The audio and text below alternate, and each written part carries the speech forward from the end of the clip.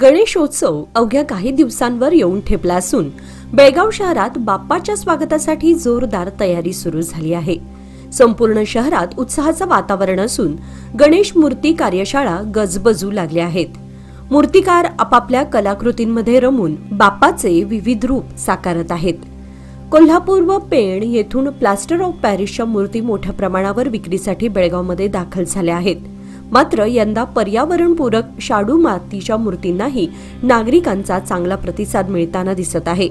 त्यामुळे शाडू मूर्तीची मागणी लक्षणीय प्रमाणात वाढली आहे। यंदाचा गणेशोत्सव 27 ऑगस्ट पासून सुरू होणार आहे। त्यामुळे मूर्ती तयार करण्याचे काम आता अंतिम टप्प्यामध्ये पोहोचले आहे। शहरातील 380 हून अधिक सार्वजनिक गणेश मंडळांनी यंदाही वेगवेगळ्या विषयांवर आधारित मूर्तींसाठी मूर्तिकारांना आधीच सूचना दिल्या आहेत। दरवर्षीप्रमाणे यंदाही विविध देखावे, सजावट आणि आकर्षक मूर्ती साकारून गणेश भक्तांना भुरळ घालण्यासाठी मूर्तिकार अहोरात्र मेहनत घेत आहेत। लहान मुलांपासून ते वृद्धांपर्यंत सर्वजण बाप्पाच्या आगमनाची आतुरतेने वाट पाहत आहेत। नेहमीप्रमाणे या गणपती गणेश मूर्ती आम्ही बनवतो। आतापर्यंत आमच्या 400 गणपती तयार आहेत आणि बाकी 30-35 गणपती अजून तयार व्हायचे आहेत। सार्वजनिक गणपती अजून 4 बनवायचे आहेत। आम्ही सगळ्या शेडूच्या बनवतो नेहमीप्रमाणे आणि काय रेट आता आहे ते वर्षाप्रमाणे ठरलेल्या प्रमाणात आम्ही देत आहे। त्याची काय मी चौकशीच केलेली नाही आहे। माझ्या कारखान्याचे मी फक्त बघतो। 4-5 गणपती मोठे मातीचे आहेत। किती फुटाचे केलेले? 8-8 फुटाचे, 8 फुटाचे एक आहेत, 5 फुटाचे एक आहे।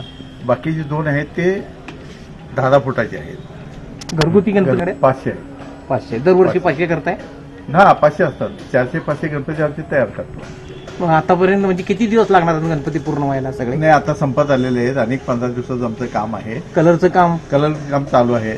आमचं काम ह्याचं चालू आहे। पण लोकांना व्यवस्थित त्यावेळेपर्यंत मिळणार? अगदी देणार, नक्की।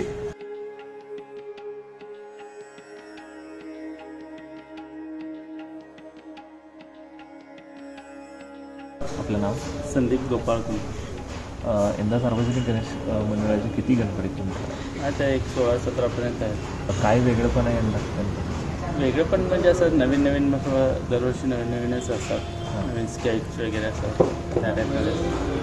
गणपतीच्या ह्या सगळ्या मूर्तीमध्ये रेट वगैरे वाढलेलं सगळं? रेट म्हणजे आता कसं सगळं मटेरियल वगैरे सगळं आता वाढलेलं आहेत ना, त्यामुळे सगळं आता रेट पण थोडं वाढवायलाच लागतं। सार्वजनिक बरोबर घरगुती पण वाढतं? हां, सगळेच आता मटेरियल वगैरे सगळंच वाढत चाललं आहे ना। आता किती दिवसात अजून मूर्ती तयार व्हायला?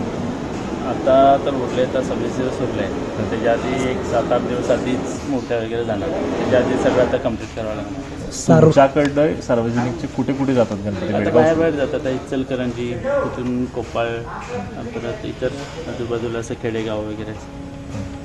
साधारण सार्वजनिक किती आहेत तुमच्याकडे? 16 पर्यंत आहेत, 16-17 पर्यंत आहेत।